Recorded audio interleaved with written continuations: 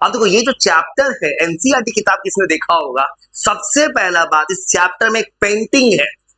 किताब को देखेगा तो किताब में एक पेंटिंग है, एक फ्रेडरिक सोरियो नाम का पेंटर है, फ्रेंच आर्टिस्ट है, जिसका कहानी लिखूंगा मैं भी।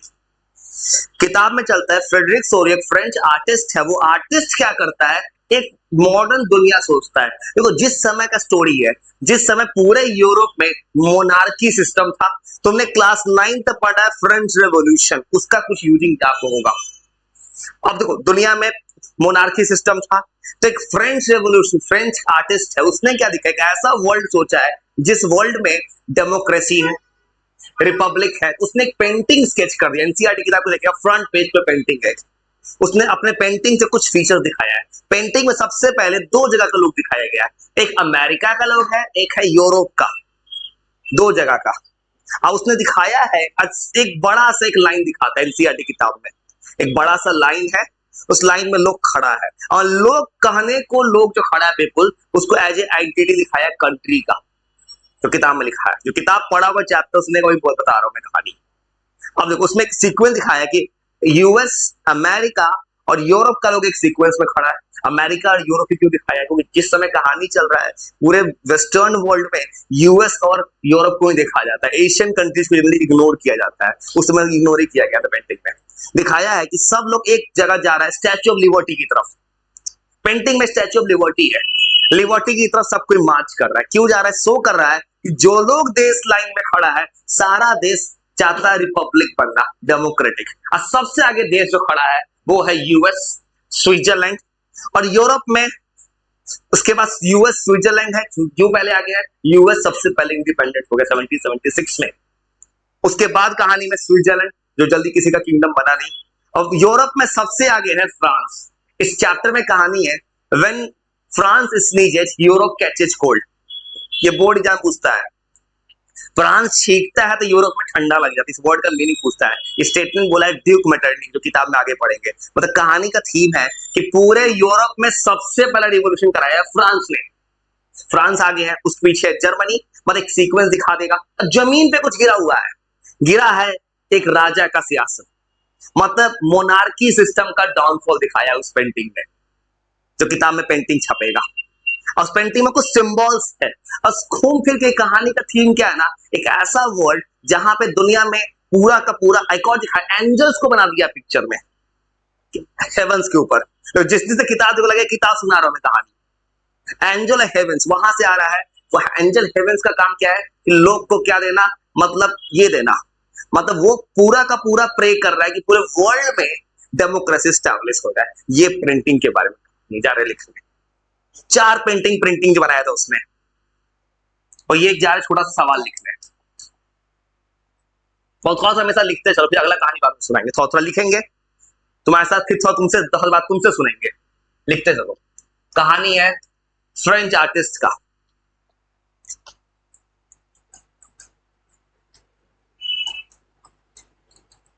ये एक पेंटिंग का कहानी है।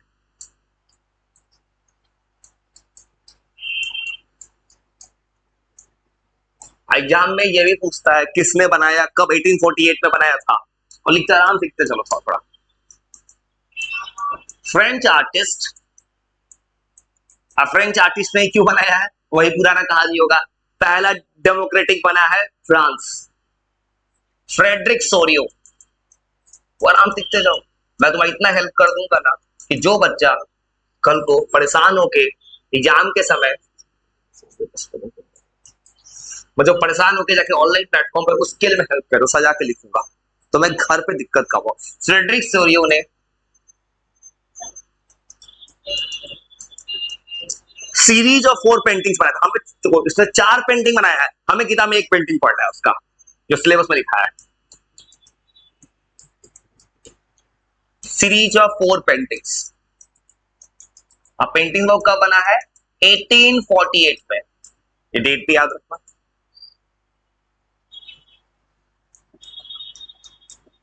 और इसने क्या किया है इस पेंटिंग के थ्रू,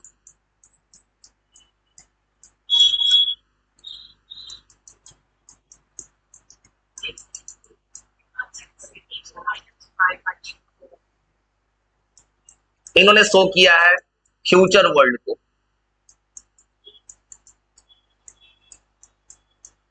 एक ऐसा दुनिया जहां राजा ही नहीं है, याद है फ्रेंच रेवोल्यूशन, कभी कहानी यूज करने जाना है, जहां पे लुइस 16 का कहानी था, अभी कहानी वो सुनाना जरूरत है इसमें।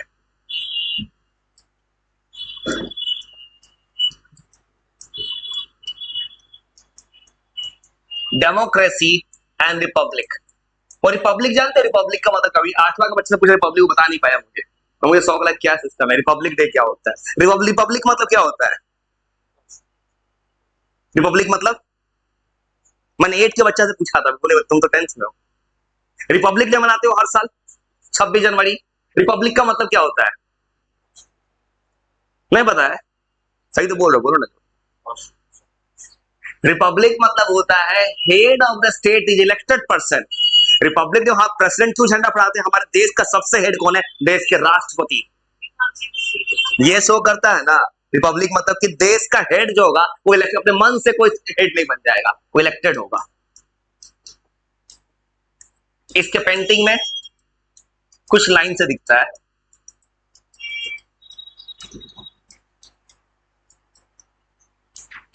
लोग जो दिख रहा है यूएस का, हेलो हेलो, हो गया, हाँ तो बहन चली गई, पापा है।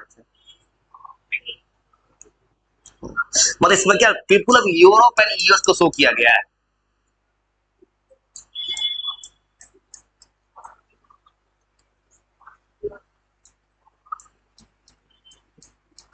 जैसे वो ट्रेन जैसा होता है, ट्रेन जैसा दिखाया है डायग्राम में, ट्रेन का एक बोगी की तरह है, सबसे आगे जो देश आएगा, तुम देश आगे चलो, तुम पहले आजाद हो गए, अगर मैं तुम्हारा ऐसे दिखा रहा है पेंटिंग में, तो पेंटिंग दिखा दो एनसीईआरटी का।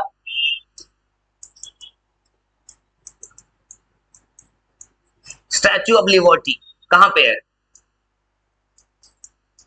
स्टैच्यू ऑफ लिबर्टी कहां पे है, यूएस में कहां पे, न्यूयॉर्क में, स्टैच्यू ऑफ लिबर्टी, वो नाम में छिपा है लिबर्टी, क्लास 9 के पढ़े थे। लिबर्टी का मतलब क्या होता है, लिबर्टी किस वर्ड से है, लीबर, लीबर मतलब फ्रीडम, याद है, हाँ, इसमें भी फ्रेंच रिवॉल्यूशन आएगा कहानी में।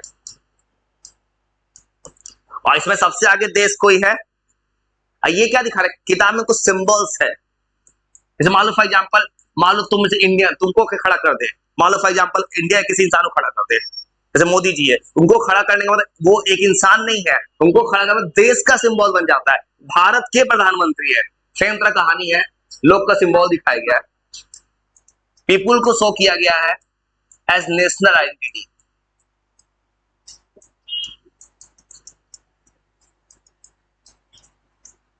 हर किसी को आइडेंटिटी की तरह शो किया गया है, मतलब जो इंसान खड़ा है वो अपने आप में कोई ना कोई एंटिटी है।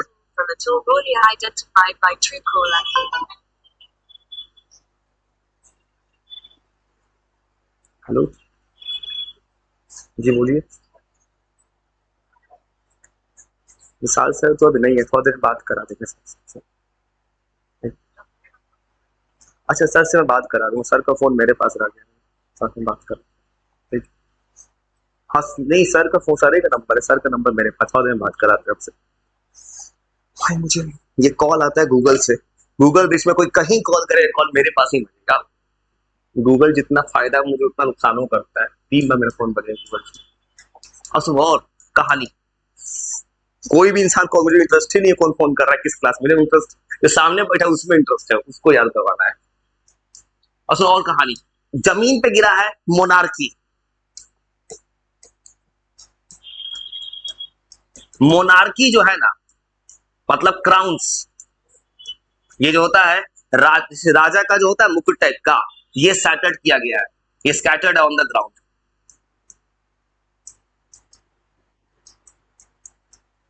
ये ग्राउंड पे गिरा हुआ है। और ये किस चीज का सिंबल है, ये सिंबल है मोनार्की का डाउनफॉल, मतलब चाहता था मोनार्की डाउनफॉल हो जाए, राजा का राजतंत्र।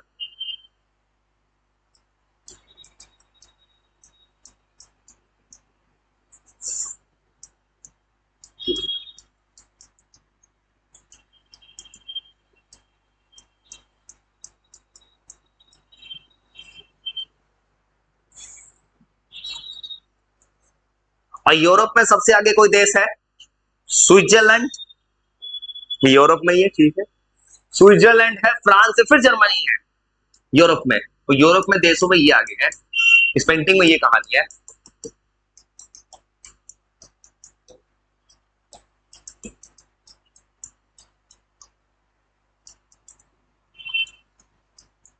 स्विट्जरलैंड को फॉलो कराया गया है, उसके बाद फॉलो कराया गया है फ्रांस को,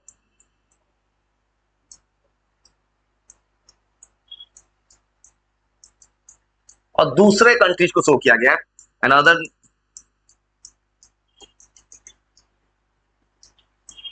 वही पता है जो लिख रहा हूं मैं कहानी, किताब को देखा होगा, किताब बस एक पेज एक डायग्राम बना के छोड़ा एनसीईआरटी ने। किताब अगर देखोगे एनसीईआरटी किताब एक डायग्राम को उसको भी एक्सप्लेन कर रहा हूं मैं, क्योंकि एनसीईआरटी किताब का एक डायग्राम तक बोर्ड एग्जाम में एक सवाल बन जाता है, वो ऐसा किताब है। और इस मतलब पता है कहानी क्या है, तुम किताब पढ़ोगे, एक किताब में nation state, nation state, building of nation state, जो कहानी किताब पढ़ेगा उसमें दिखेगा कि मतलब कहानी है कि जो नेशन स्टेट का मतलब होता है, जैसे मान लो पहले राजा था, राजा का अपना अपना किंगडम था, अब धीरे धीरे क्या हो रहा है, फ्रांस में क्या हुआ था, राजा का महल गया था, राजतंत्र खत्म हुआ था, एक फ्रांस एक डेमोक्रेटिक कंट्री बना। जो कंट्री बनता है तो कंट्री का एक कॉमन थीम होता है, कॉमन फ्लैग होता है, कॉमन एंथम होता है, तो हर कंट्री नेशन स्टेट बनना चाह रहा था उस वक्त, अरे कॉमन कंट्री, मतलब ये जितना भी कंट्री था ना,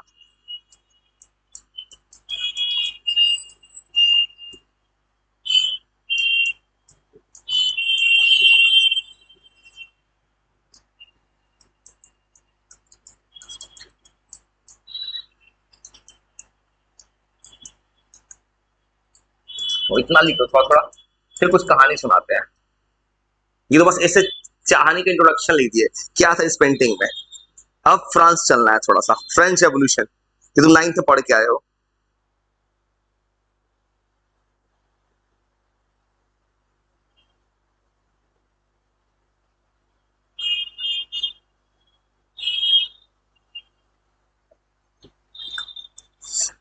पेंटिंग में एक चीज और है, दिखाया है पेंटिंग में कि ऊपर से क्रिश्चियन है, संत लोग हैं, वो लोग किस चीज का सिंबल है कि दुनिया में फ्रैटर्निटी आ गया। फ्रैटर्निटी मतलब क्या होता है, ब्रदरहुड।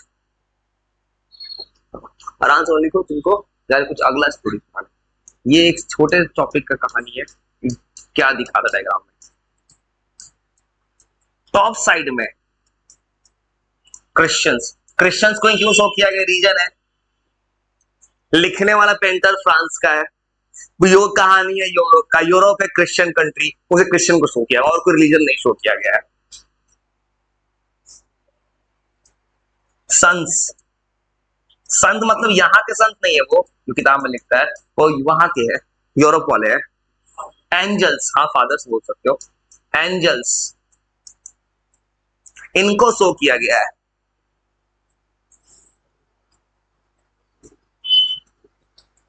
जो सिंबलाइज करता है ब्रदरहुड को।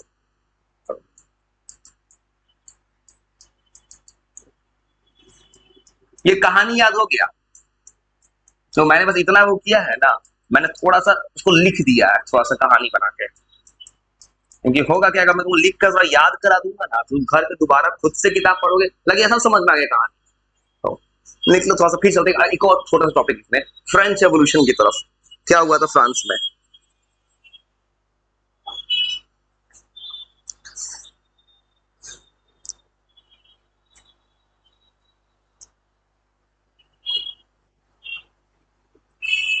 लिख रहा था, लिख लो पूरा हटा के, यार फिर कहानी सुनाने फ्रांस का।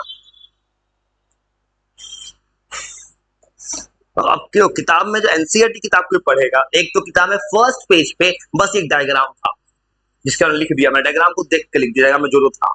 अब किताब में पहला टॉपिक है फ्रेंच रेवोल्यूशन का, वहां से कनेक्शन कैसे बना है, कहानी है कि फ्रेंच रेवोल्यूशन ने पूरे यूरोप में नेशन स्टेट कैसे बना दिया, अब कहानी कैसे चलेगा, जल्दी जल्दी कहानी सुनाते हैं, ठीक है।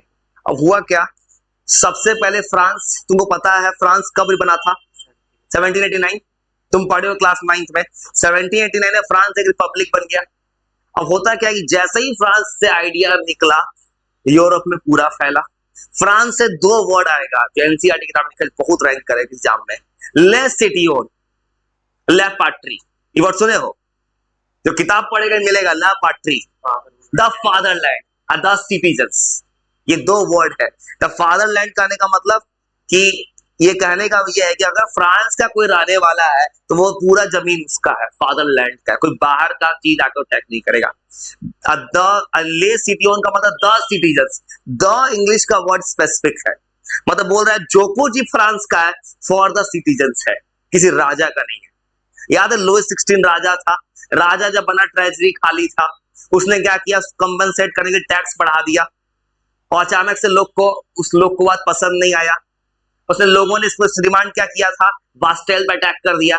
अटैक का पर्पस क्या था, उस लोगों ने एक प्रपोजल डाला था कि लुइस 16 तुमको राजा बनाते हैं लेकिन हमारा प्रपोजल मानना पड़ेगा। एक कंस्टिट्यूएंट असेंबली बना था वहां पे, इसको लुइस 16 रिजेक्ट मार दिया, वहां पे अटैक हो गया। अब बाद में जाके प्रॉब्लम सॉल्व करने का लुइस फिलिपी नाम का एक राजा बना था, कहानी में याद होगा, जो कॉन्स्टिट्यूशनल मोनार्की में था, कहने का वो राजा था लेकिन डिसीजन मेकिंग उसका कोई और करता था। ये कहानी यहाँ चलेगा या कुछ कहानी, इससे क्या थीम मिलेगा, कैसे फ्रांस में काम हुआ, लिखेंगे कि फ्रांस से पहली बार नेशनलिज्म का आइडिया आया। फ्रांस में जब रिपब्लिक बनाया फ्रांस, तो लोगों के पास एक नेशनल सॉन्ग था। तुमने क्लास 9 में पढ़ा है, तुमने पढ़ा है कि ऐसा कुछ पेट्रियोटिक सॉन्ग्स बनाया गया था वहां पे, हाइमन्स लिखा गया फ्रांस में। फ्रांस में स्लोगन बना है, लिबर्टी आया है फ्रांस में। फ्रांस में पहली बार लोगों ने यूरोप में पूरा एक ऐसा कलेक्टिव विजन था लोग का, ये जा रहे कहानी लिखने फ्रांस का। थोड़ा सा फ्रेंच रेवोल्यूशन जो क्लास 9 तक पढ़ के बैठे हो, अब 9 तो पढ़ेगा भी नहीं इसको, नहीं पढ़ेगा इसको, 10th में भी नहीं पढ़ेगा यूरोप की कहानी, फिर चैप्टर लीड।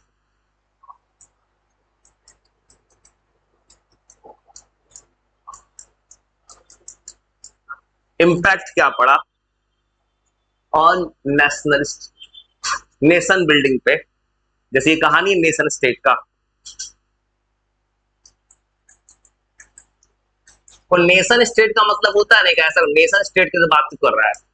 नेशन स्टेट का मतलब होता है कि ऐसा कोई जगह जहां लोगों का कॉमन आइडेंटिटी हो। जैसे फॉर एग्जांपल तुम इंडिया में रहते हो, हम सभी लोगों का एक कॉन्स्टिट्यूशन है, एक नेशनल एंथम है, एक हमारा नेशनल सॉन्ग है।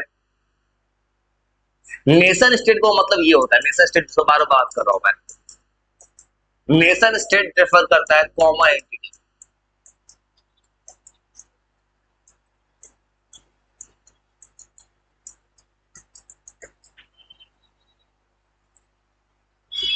और ये वर्ड से लिखा ना, जब भी कोई किताब पढ़ेगा ना घर पे भी, किताब में नेशन स्टेट लिखा है बार बार एनसीईआरटी में, इसका मतलब ये होता है सब लोग का एक आइडेंटिटी होना चाहिए।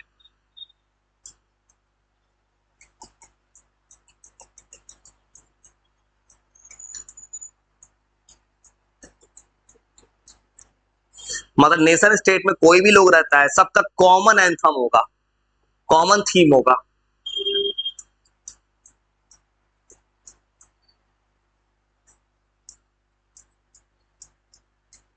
जैसे हम इंडियन है, हमारा फ्लैग तिरंगा है, हमारा नेशनल आइडेंटिटी है, वो फ्लैग सेम होगा, नेशनल एंथम सब कुछ सेम होगा। अब आ जाओ कहानी की तरफ, कल्चर अलग हो सकता है, हमारे देश में कितना सारा कल्चर है। अब आते हैं कहानी, फ्रांस ने कैसे हेल्प किया है नेशन बिल्डिंग पे।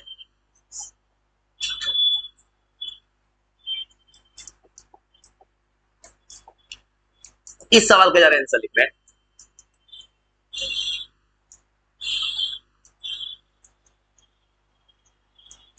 फ्रांस एक रिपब्लिक कंट्री बना था 1789 में। अब फ्रांस से कुछ आइडियोलॉजी आया है, पता है हमारे संविधान में भी कुछ कुछ बात फ्रांस से आया है, पता है लिबर्टी, लिबर्टी वर्ड हमारे इंडिया में कहां से आया है, फ्रांस से आया है, यहाँ के कॉन्स्टिट्यूशन से लिया गया है।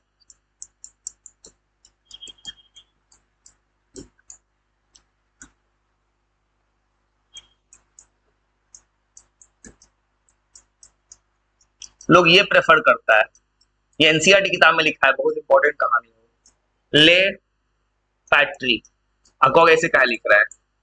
और फ्रांस फ्रेंच फ्रांस को पढ़ने का टेक्निक है, पहला वर्ड स्मॉल होता है फ्रेंच लैंग्वेज का। फ्रांस का भी पढ़ोगे, फ्रेंच लैंग्वेज सीखोगे, ये एनसीईआरटी किताब के अंदर का बात है। पहला वर्ड स्मॉल ऐसे लिखा था। इस वर्ड का मतलब होता है,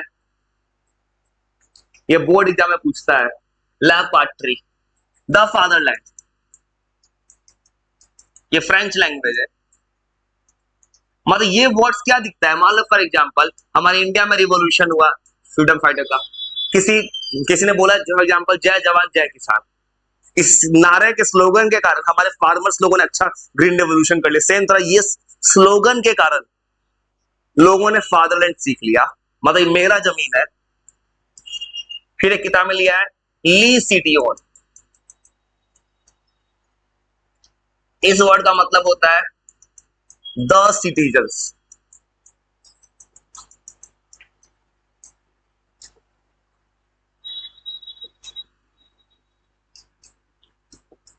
बहुत में कहानी याद है फ्रांस का।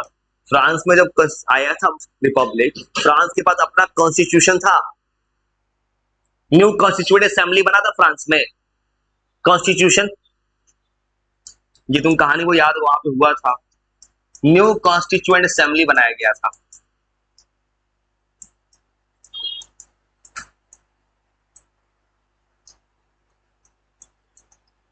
और आंसर यही कहानी का, सुने कहानी और तुमको एक नया फ्लैग चुना गया, नेशनल फ्लैग।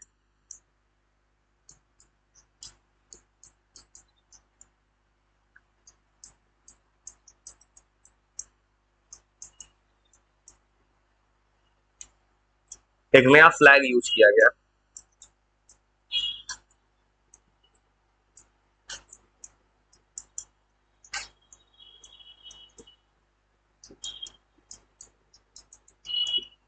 न्यू हाइमन्स, हाइमन जानते हो, जैसे वो न्यू सॉन्ग होता है, जैसे इंडिया में कहानी है ये मेरे वतन के लोगों, ये गाना मैंने गाया तो तुरंत वो कारगिल का कहानी याद आ जाएगा।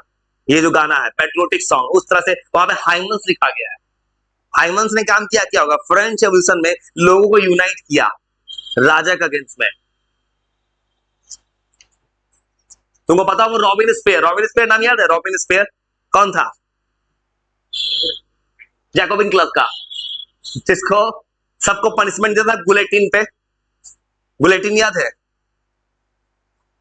हाँ?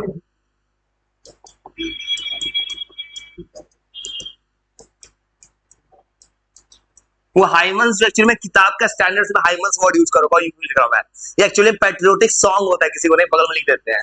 लेकिन पता है बोर्ड में कहानी क्या है, किसी बच्चे को एनसीईआरटी का कीवर्ड लिखना ही होगा, मतलब वो इतना ही ज्यादा नहीं, थोड़ा थोड़ा लिख रहा है।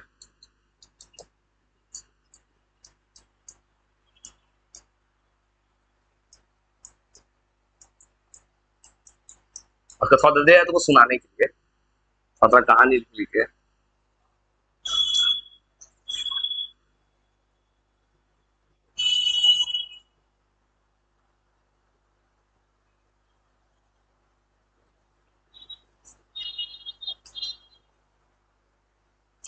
अब देखो कहानी है फ्रांस का, फ्रांस के लोगों का लैंग्वेज क्या होगा, फ्रेंच। तो फ्रेंच को बना दिया गया एक कॉमन लैंग्वेज, मतलब नेशनल लैंग्वेज बना दिया गया देश में, कि जिसको बात करना है फ्रेंच में बात करो। मतलब पूरा एडमिनिस्ट्रेशन में, पूरे देश में फ्रेंच लैंग्वेज को प्रमोट किया गया। और ये सबसे अच्छा चीज है, कोई देश तब अच्छा होता है जब देश अपने कल्चर को, भारत में इंग्लिश के पीछे भागता है लोग, वो चाइना में चल जाए इंग्लिश को जानता भी नहीं अच्छा से, और चाइनीज लैंग्वेज की ज्यादा बात है। किताब में जो लिखा है फ्रेंच लैंग्वेज, ये बन गया था कॉमन लैंग्वेज।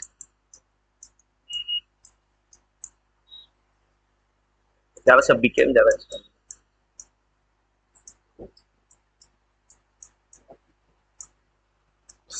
एडमिनिस्ट्रेशन अच्छा हो गया फ्रांस में, यूनिफॉर्म लॉ बनाया गया। मतलब पहले राजा, तुमको पता है फ्रांस तीन गो स्टेट था, सबसे पहले कलरजी, उसके बाद नोबल्स, उसके बाद third state. Third state tax दल आती थे और टैली, जो नाइन्थ पढ़े थे। अब सब एक जैसा हो गया, मतलब सबको इक्वल ट्रीट किया गया।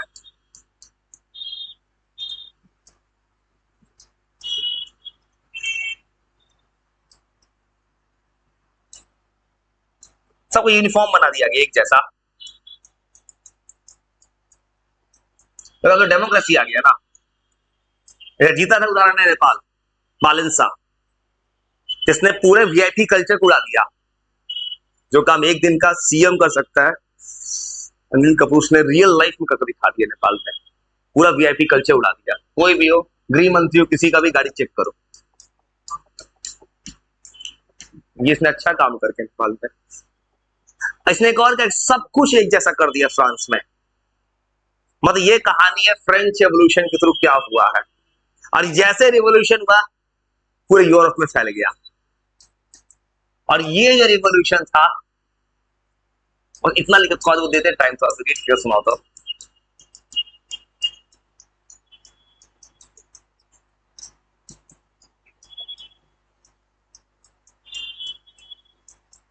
मतलब क्लास 9 से पढ़ाया गया है फ्रेंच रेवोल्यूशन। मतलब खाली तुम पढ़ो यू फ्रांस तक। अब इस बार पढ़ना कहां, जर्मनी चलना है।